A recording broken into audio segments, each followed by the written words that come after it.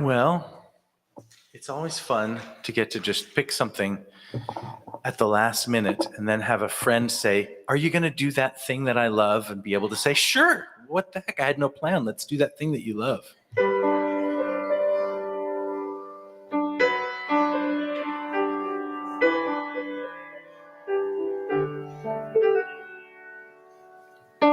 In the bleak midwinter, frosty winds made moan. Earth stood hard as iron, water like a stone. Snow had fallen, snow on snow, snow on snow. In the bleak midwinter, long ago.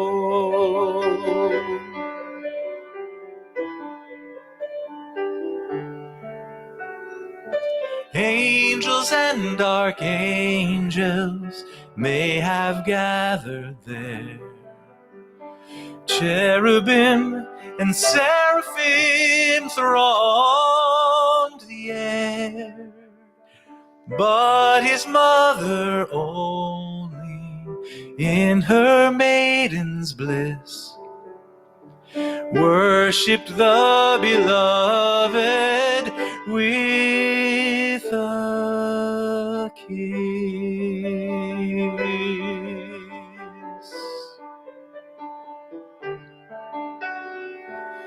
Oh, what can I give him, poor as I am?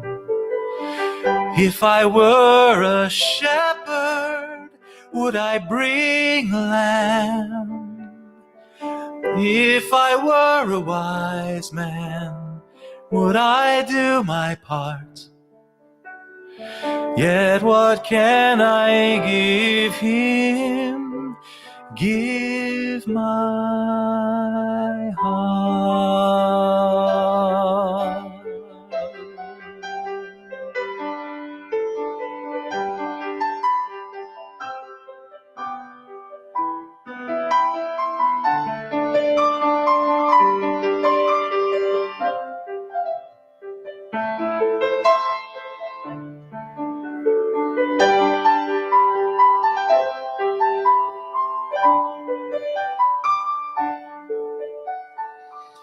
In the bleak midwinter, frosty winds made moan.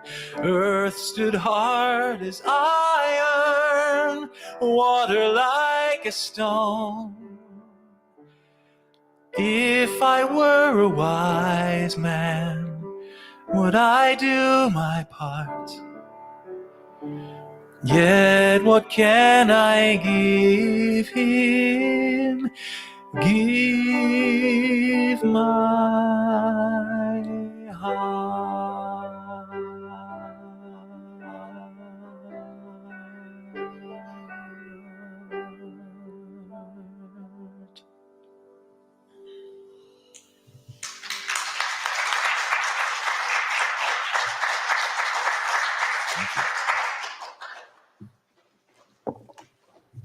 Thank you so much, Dennis.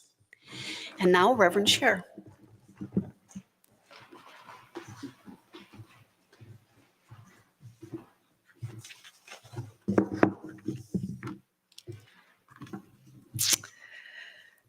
The third week of Advent.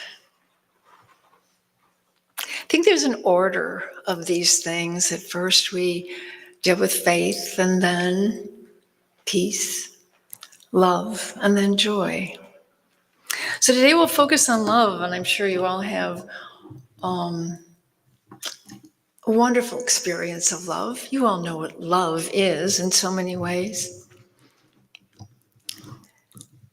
Jesus was born in the 750th year of the Roman Empire under Augustus Caesar. The world at that time was built on force, violence, and cruelty. And yet Jesus, in the midst of this violent world, talked about love and compassion. He brought the message of love. He was the way shower of love, profound healing love. He was modeling a new way of living, a new way of being in the world. Jesus said to his disciples, "A new commandment I give unto you, that you love one another as I have loved you, and that you take that love to all others.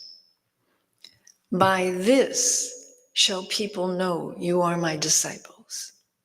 That it was by the love that the disciples would show to others, that they would know that indeed they must be a disciple of the prophet of Jesus, who spoke of love always.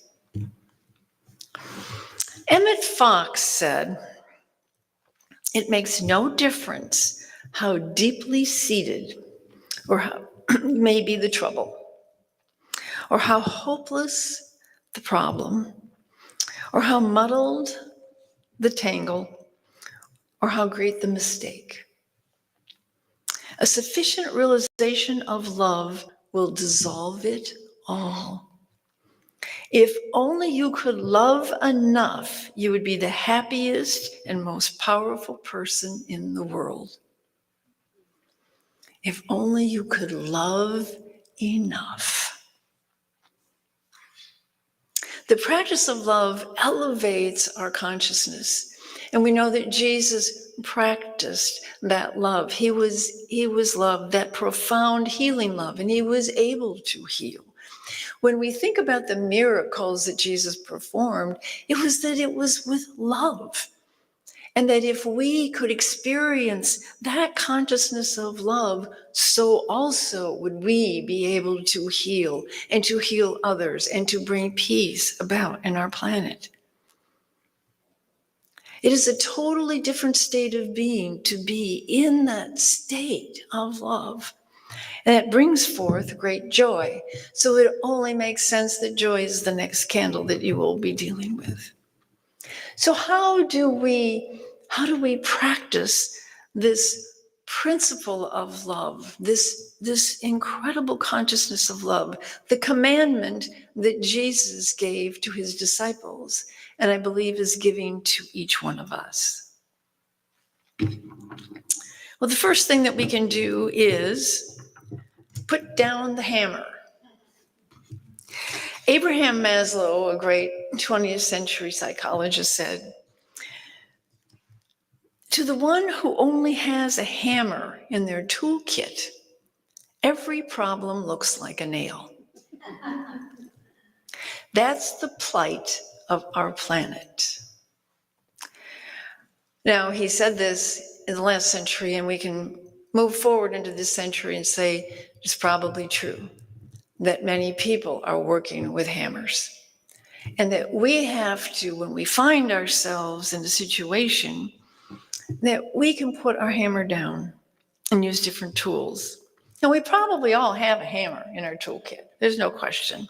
Sometimes we get angry, sometimes we get resentful, sometimes we get frustrated, and we just want to pound that nail. When the negative thoughts arise or when the negative emotions arise, when you sense them, then just remember, I'm using my hammer. Let me put it down. And what else can I pull out of my toolkit? Daily, we can begin. Second thing we can do is daily look for opportunities to express love and compassion.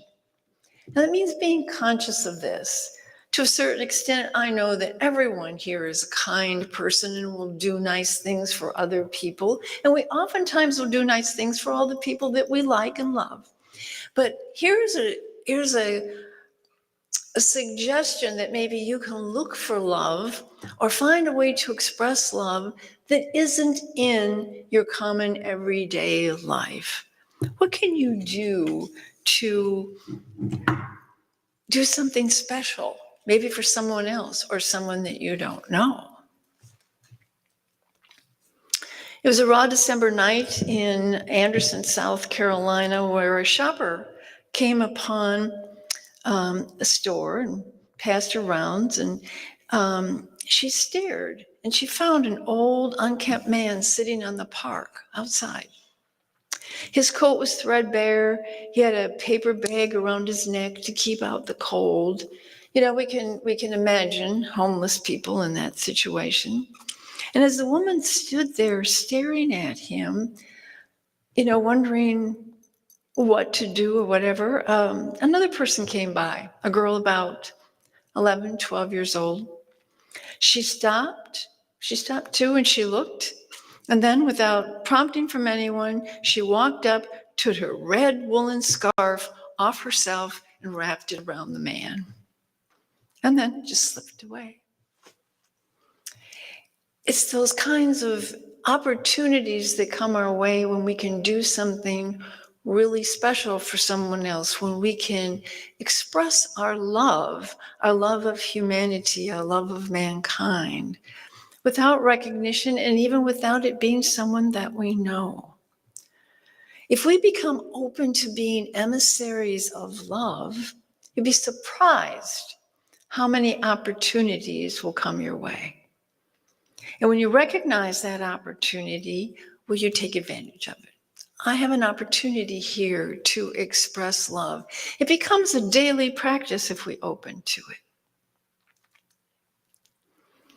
The third thing that I think can help us move into love in a greater, expansive way is to listen to our heart. Oftentimes, when you're working with a problem or whatever, you're working it out, you know, this and that, pros and cons, and you do a lot of mental gyrations to look at what is the possibility for solving any given problem or for creating something new or whatever. The question then often can be, what does my heart say? I oftentimes in coaching with people, you know, they will talk about everything that's going on and they have their plans and they have their actions, and I'll just say, okay, great. Now, what does your heart say? And we all know what that means because it makes us stop. It makes us just look and say, what is really important here? And that is a way of opening ourselves up. Now, there's endless opportunities to listen to your heart and maybe opportunities to do something kind for someone, particularly during the rushing around of the Christmas holidays. You know, can you give a kindness of giving someone the parking spot, the only parking spot that's there? Can you step out of line and let someone else go in front of you? Can you pay ahead for some things? Can you do something every day? Can you think of one thing? Maybe it's small, maybe it's big. One thing that I can do to express love. Now, listening to our heart, there are opportunities for that as well. I know I've told this little vignette before, but I'm going to share it again because I love it. It's an article about two newborn twins, and both were struggling and they were put in incubators, each with its own incubator. Now, one was stronger than the other. The weaker one was not expected to live. Now, hospital rules were very strict about this, and you could not put two babies into one incubator. No way, because they were afraid of, you know, the transmission of germs and all those other kinds of things. There's rules. However, there was a hospital nurse who listened to her heart. And she put the two babies together in one incubator. The healthier of the babies put its arm around the other one, almost like it was hugging it. It looked like an endearing embrace. The smaller, weaker baby responded. The heart rate stabilized, her temperature rose to normal, and there was great hope that she would live from a gesture of love. When you are feeling agitated with the day, or you feel yourself wanting to pull out that hammer, with all the things that you have to do and whatever, just stop a moment and listen to your heart. What should I know in this moment as I listen to my heart? Just know that, not your mind, but your heart. Greg Braden is a fabulous New Thought thinker, and he says that our heart actually has thoughts.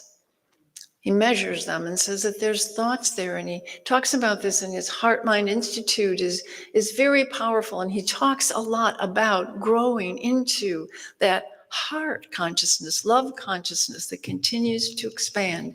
So when you feel those days when you feel sad or frustrated or angry or melancholy, whatever those emotions are where you'd rather lift them up, stop and listen to your heart. The fourth thing that we can do, certainly, is to hold on to, or not to hold on to our resentments. Sometimes we do that. We hold on to resentments. We refuse to forgive or let go.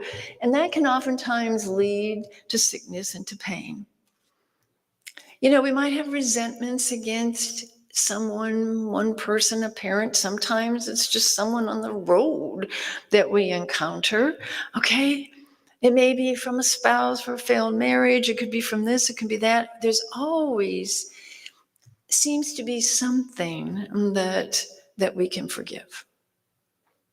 There's always those things that are going on that perhaps are not right, that I don't like what you did, and I don't like what you did to me, and you're interrupting my life, whatever. There's so many ways in which we feel maybe we're out of control and that other people are taking hold of our lives. There's a little children's book, and it's called The Little Soul and the Sun. And the message of this little book is that maybe with every adverse situation in life, we can change the story. Now, what this little book is all about is this little soul. And this little soul is up in that, great angel heaven or whatever. And this little soul says, I want to go down to earth and I want to experience something new. And so, the parent God is saying, okay, we can go down to earth. What do you want to experience down there? And the little soul says, I want to experience forgiveness. And, and so, okay, that's good, but you're going to need something to forgive. And so in the story, one of the older souls says, I'd be happy to come down to earth with you, and I will be the one that will give you something to forgive.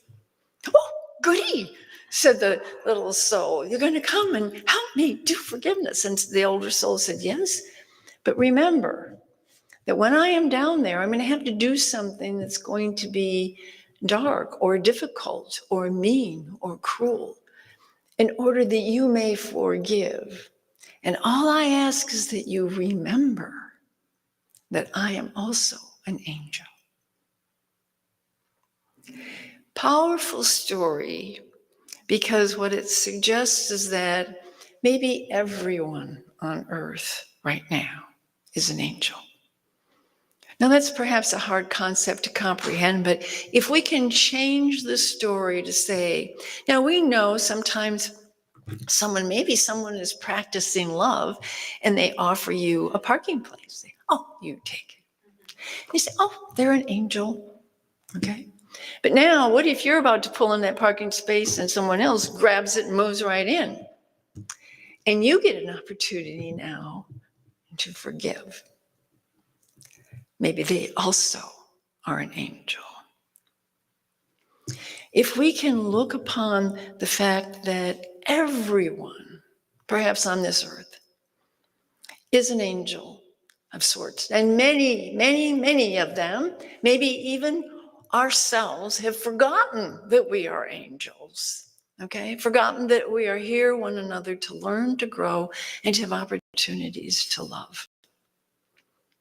It's a powerful practice, and it can bring us into a better frame of mind if we just say, okay, thank you, got it, I'll move on. And we practice loving, we practice forgiving, and we practice changing the story. If you remember that everyone, no matter who they are, what they are doing, everyone wants to be loved. They may find a difficult way of doing it, and when they don't get that love, what happens?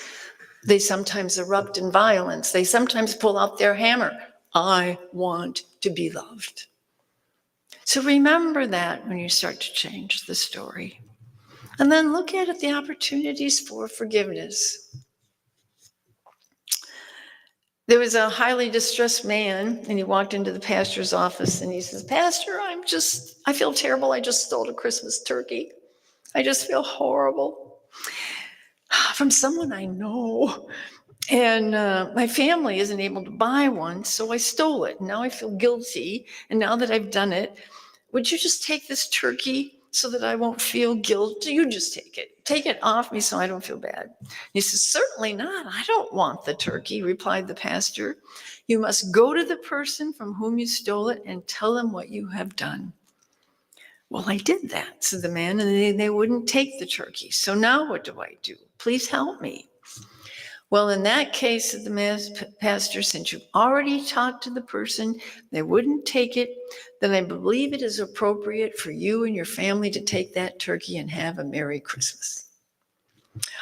Thank you, he said the man, and he rushed out of the office.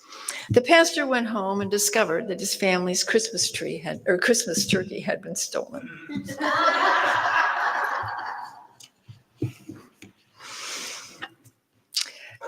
So every day we have opportunities to forgive, more and more so in our world. And let us open up to that. Love is that which we all seek and which we all want. And when we feel that love and when we feel angels doing nice things for us, pay it forward, pass it on, say, what can I do for someone else? How can I also be love in expression? The more we do it, the more our consciousness evolves.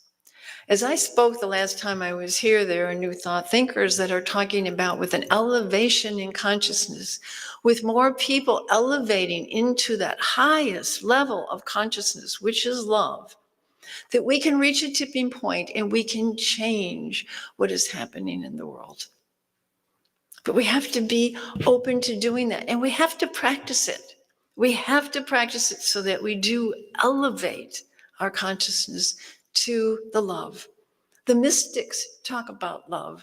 Jesus talked about love. The mystics that we all know and love talked about love. And think of the levels of consciousness that he was at, that he was able to heal, that he was able to give love, that he was able to perform all those miracles. With the consciousness of love, that higher level of consciousness, so also will we be able to do those things. The new thought thinkers are saying that a whole new human being coming forth that expresses love. And finally, I want you to know this, that you are loved. Never forget that the divine love, the love of God, the power and presence of the divine is here now with you, in you, and loves you. Remind yourself of that when you are feeling sad or feeling whatever those emotions are, that you are loved by the divine power and presence of God. It is ever within you. And if you know that and can experience that, you say, and now I know I am loved. And then you can begin to pass that love unto others, following the commandment of Jesus. Love, and by your love I will know that you are my disciple.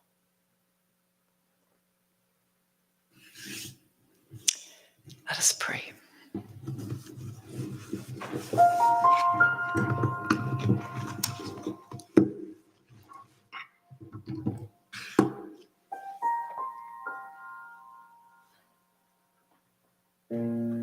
In the silence, there is a sacred place, a secret meeting place. Love is there.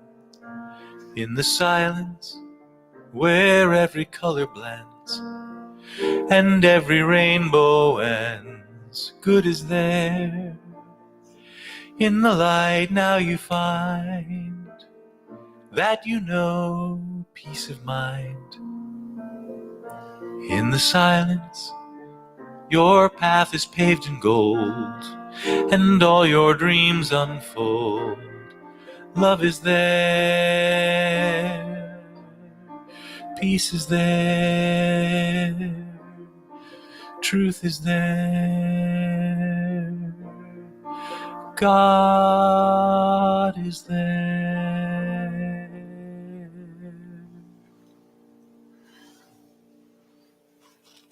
And so now I ask you to move into your heart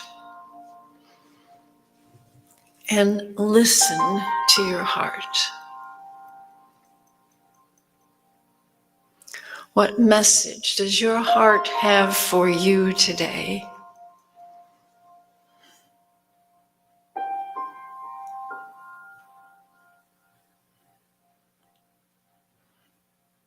And as you hear that message, say, how can I let that message move me today and every day during this Advent season, during this time of Christmas?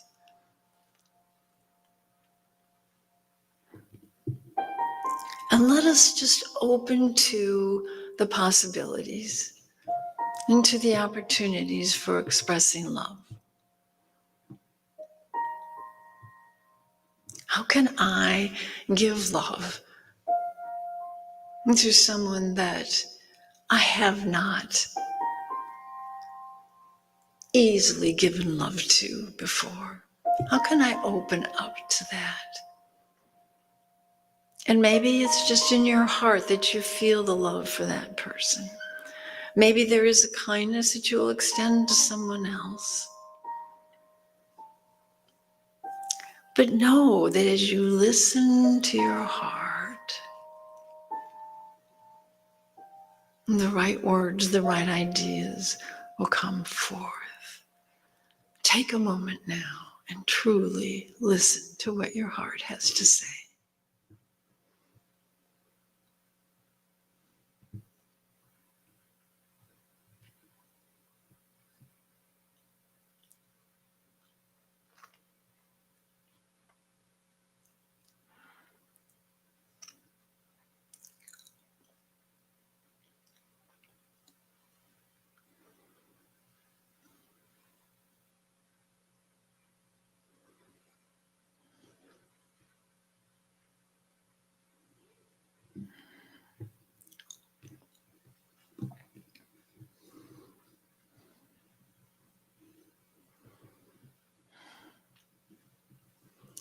And let us now, in our heart space, let us bless all the people whom we love.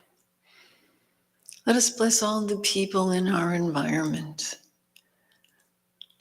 And for a moment now, let us bless all the people in the world. Blessing everyone, whether they are soldiers or victims or no matter what. Let us just open to extending our love and our blessings to all.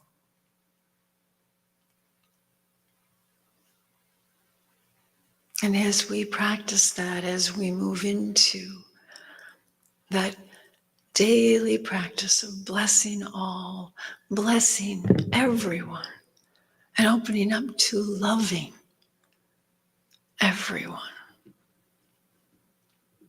we can heal our planet.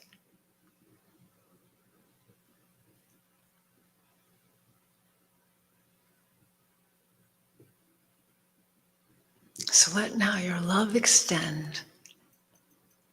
Just let it expand, move out, and see it connecting to more and more people.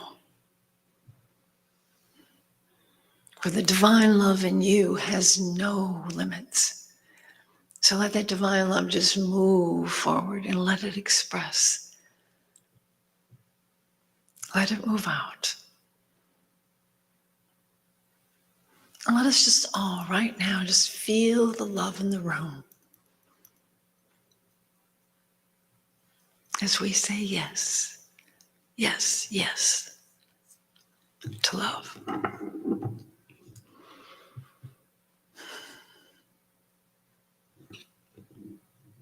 And so it is.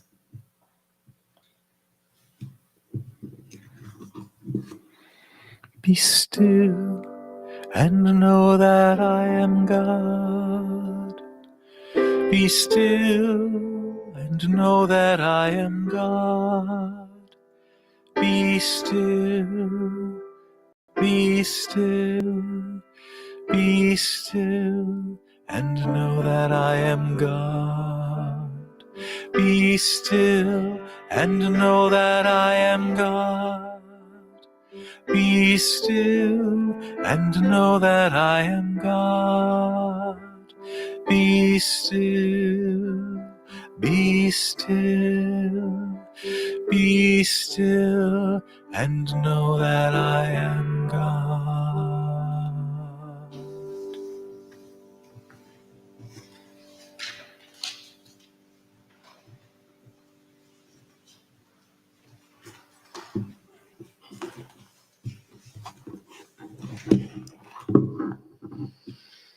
Thank you, Reverend Sher.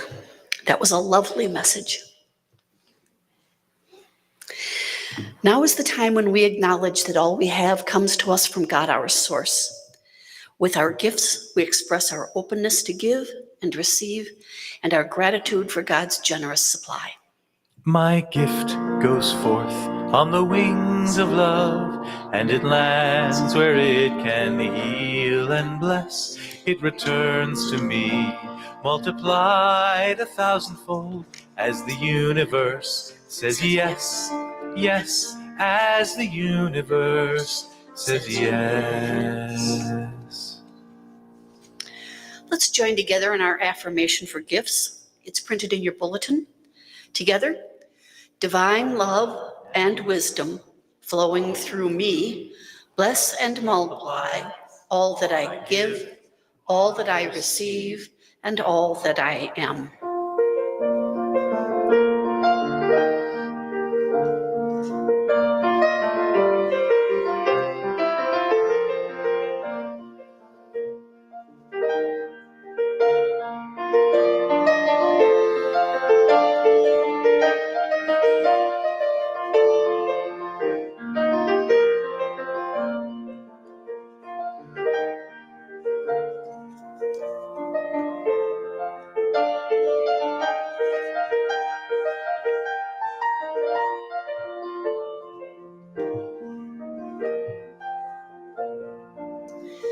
Unity in the Heart is a tithing congregation, and we give our tithes now to Unity Worldwide Ministries and to Silent Unity. Let us thank God and bless our gifts.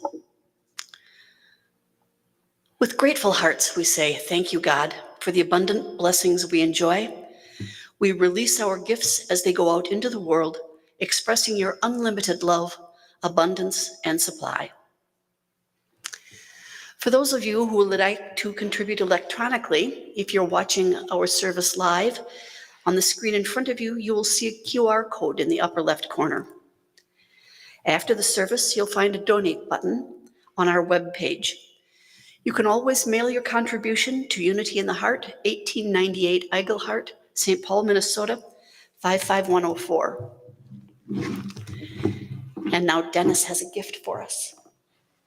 If you come to see the show either tonight or tomorrow night, I will be repeating myself, and I apologize. But I know some of you aren't coming. And I do love to tell this story. And because I didn't know it until I decided I needed to understand like how this all came about. So in 1843, in a small village in the south of France, the parish priest wanted to celebrate the fact that the church's organ had been refurbished due to contributions from the community. And so he commissioned a poem to be written on this occasion. And a local lawyer was the one who was commissioned to write this poem, and he wrote this beautiful poem, and it was lovely, and everyone was very happy. Around about the same time, up in Paris, in the north of France, there was a very well-known and celebrated composer who had written many, many operas and ballets, was very successful, and had fallen on hard times. He, in fact, had lost all of his money due to some bad investments. And a few years after this poem was written, it found its way to this composer in Paris, and he decided to set it to music. And from these humble beginnings came what is now one of the best known and most beloved Christmas carols in the Western world. They called it Cantique de Noël, which just means Christmas song. And in English, we know it better as O Holy Night. So, and Peggy likes that part of the story. So I'm going to sing it to you. You've heard it a million times. You've heard it sung by children's choirs, and you've sung it perhaps yourself around the piano. I'm going to sing it now for you in a way that most of us in this country don't get to hear anymore. I'm going to sing it for you in the original French.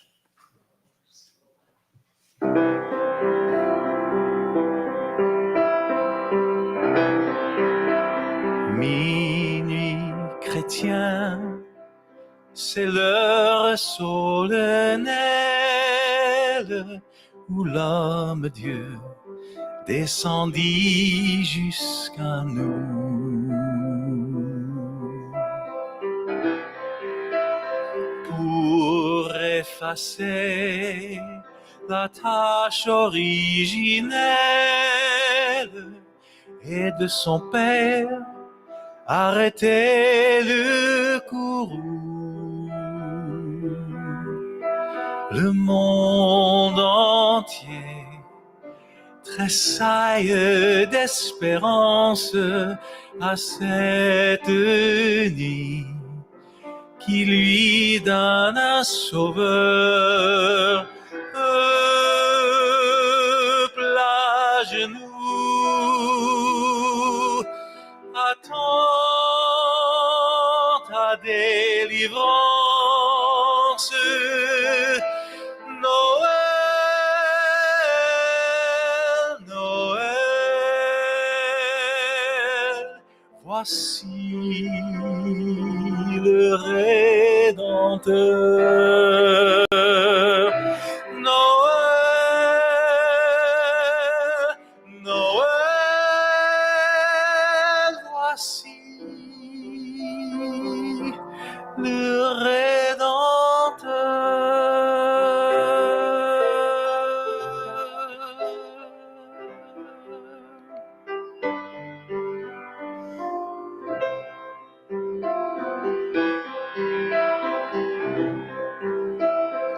Oh, holy night, the stars were brightly shining. It is the night of our dear Savior's birth.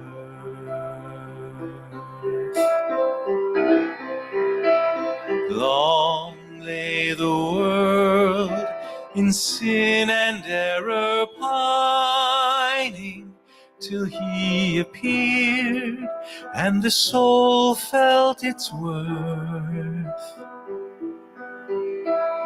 A thrill of hope, the weary world rejoices, for yonder breaks a new and glorious morn. Fall on your knees, oh, hear the angel voices, oh,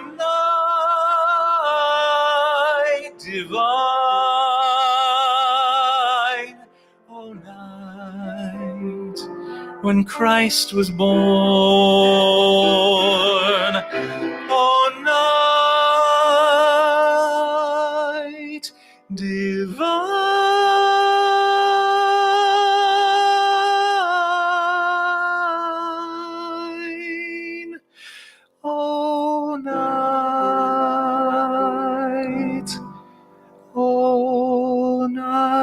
divine.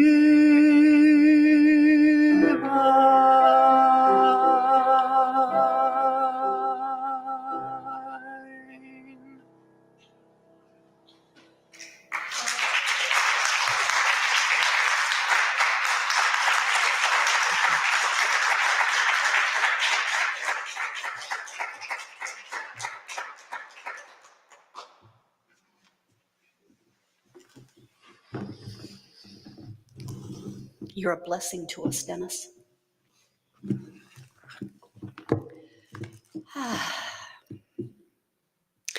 Thank you for your presence with us here today. Thank you for tuning in. We are one community. Let us end with our peace song and reciting the prayer for protection.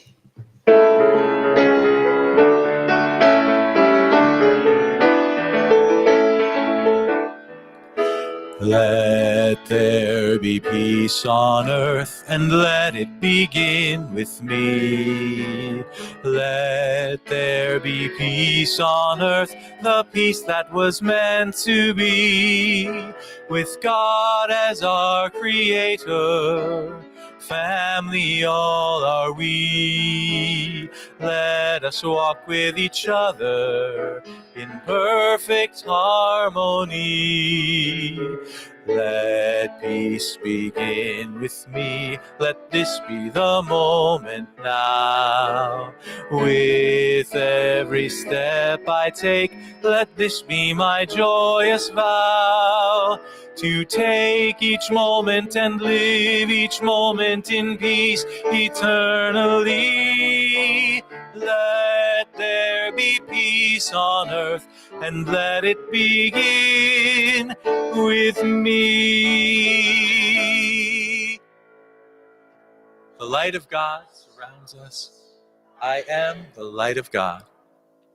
The love of God enfolds us. I am the love of God.